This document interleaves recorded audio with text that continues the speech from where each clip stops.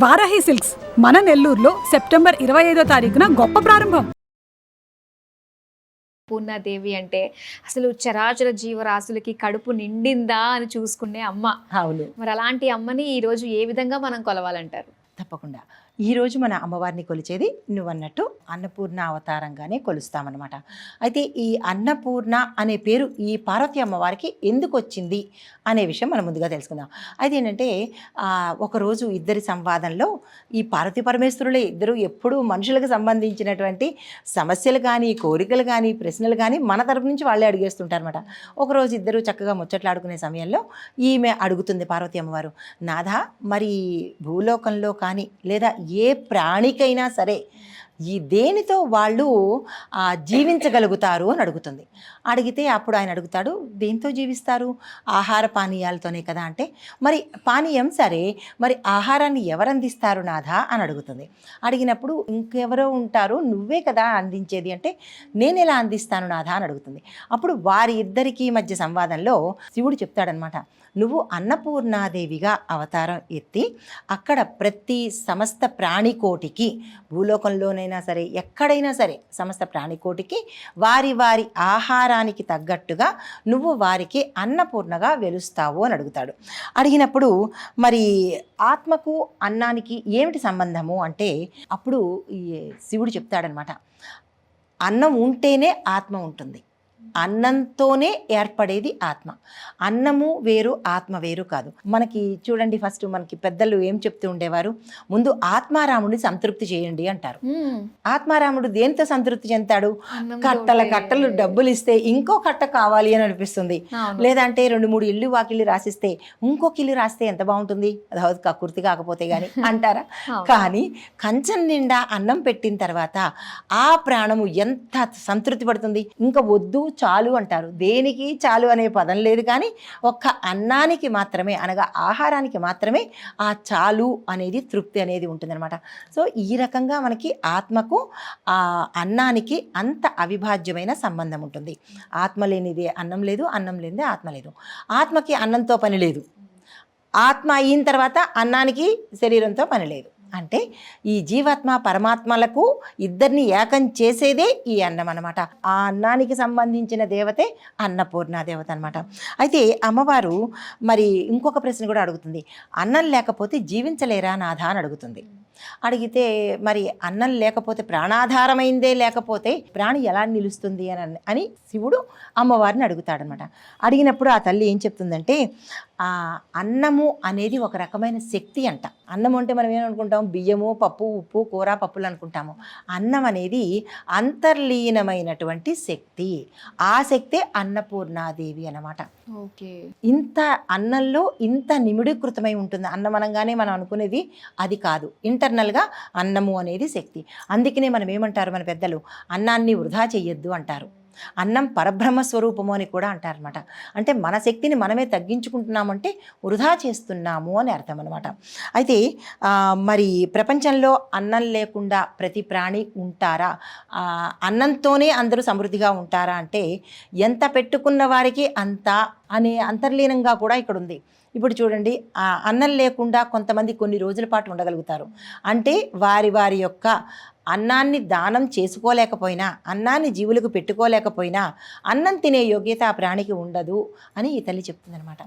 అయితే మరొకటి కూడా ఏం చెప్పిందంటే, అన్నపూర్ణ అవతారము మరి ఎక్కడ ఈ అవతారం వెలవాలి అంటే కనుక మిగతా చోటల క్షేత్రాలు, కానీ ఆ తల్లి వెలిసినది కాశీలో వెలిసిందనమాట. అందుకే కాశీ అన్నపూర్ణ అంటారు.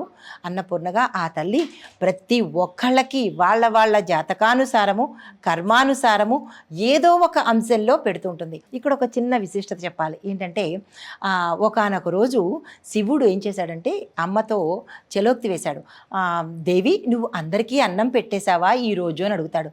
నాథా, అందరికీ అన్నం పెట్టేశాను అంటాడు. అంత క్రితమే స్వామి ఏం చేస్తాడు, ఒక చిన్న చీమని అగ్గిపెట్టిలో పెట్టి దాచేస్తాడు. పెట్టేసిన తర్వాత అందరికీ అన్నం పెట్టేసి కైలాసానికి వచ్చినప్పుడు ఈ అగ్గిపెట్టి పట్టుకుని, లేదు నువ్వు ఒకళ్ళకి అన్నం పెట్టలేదు అంటుంది. అనేటప్పటికీ, లేదు నాథా, అందరికీ నేను అన్నం పెట్టాను అంటుంది. లేదు చూసుకో ఒకసారి అంటాడు. లేదు అని ఆవిడ చెప్తుంది అనమాట, ఢంకాపదంగా చెప్తుంది. లేదు ఈరోజు అందరికీ అన్నం పెట్టే వచ్చాను అంటుంది. అయితే ఈ అగ్గిపెట్టెలో ఉన్న చీమ సంగతి ఏం చెప్తావు అని ఈ మాట్లాడుతూ చీమను చూపిస్తాడు. చూపించేటప్పటికీ ఆ చీమ లోపల ఇంత చిన్న పదార్థాన్ని తింటూ కనిపిస్తుంది. అప్పుడు ఈవిడ నవ్వుతుంది, ఏం నాథా మరి చూసారా అగ్గిపెట్టెలో మీరు బంధించి తెచ్చిందే కదా అంటేను, అవును కదా మరి ఎలా వచ్చింది ఇక్కడికి అంటే, నాథా మీరు బంధించి తెచ్చేటప్పుడే దాని కాలికి చిన్న రేణువు అంటుకొని ఉన్నది, మీరు అది చూసుకోకుండా ఆ చీమను తీసుకొచ్చి బంధించారు అంటే నేను మీరు బంధించక ముందే దానికి అన్నాన్ని ఏర్పాటు చేసి తీసుకొచ్చాను అనేటప్పటికీ ఈయన చాలా సంతోషించి, అంటే అన్నాన్ని ఈ తల్లి ఎంతమందికి ఎలా ఇస్తోంది అనేది ఎంత సృష్టి విచిత్రం కదా ఇది. చాలా అద్భుతమైన, అంటే ఈ అమ్మవారు మనకి అన్ని రకాలుగా శక్తిని, ఐశ్వర్యాన్ని, తర్వాత బుద్ధిని, జ్ఞానాన్ని, అన్ని అవతారాలలో మనిషికి ఏ అవతారానికి ఏ ప్రాణికి ఏది కావాలో అన్నీ అమరుస్తూ భక్తులను కోరికలు తీరుస్తోందనమాట. అది మనం కనుక్కోలేక అమ్మవారు మాకు ఏది ఇవ్వట్లేదు అంటారు, కానీ అన్నీ ఇచ్చింది. ఇవ్వలేదు అన్న మాటను కూడా ఇచ్చిందిగా, ఆ వాక్కును కూడా ఇచ్చిందిగా సరస్వతి అమ్మవారి రూపంలో. అంటే మనమే కనుక్కోలేకపోతున్నాము, ఆ తల్లిని కరెక్ట్గా అర్థం చేసుకోలేకపోతున్నాం అనమాట. ఈ పండగలు 10 గండాలు తీరుస్తాయి అంటారు. మన నిత్యకృత్యంలో పండగలు ఎందుకు వస్తాయి అంటే కనుక, నిత్య జీవితంలో మనిషి చాలా బాధలు పడుతూ ఉంటారు. ఏదో రకమైన బాధలు, ఆరోగ్య సమస్యలు కానీ, ఈతి బాధలు కానీ, ఏదో ఒకటి బాధ. ఏ బాధ లేకపోవడం కూడా ఒక బాధే. ఈరోజు నాకు ఏ సమస్య లేదని అనుకోవడం కూడా ఒక బాధే అనమాట.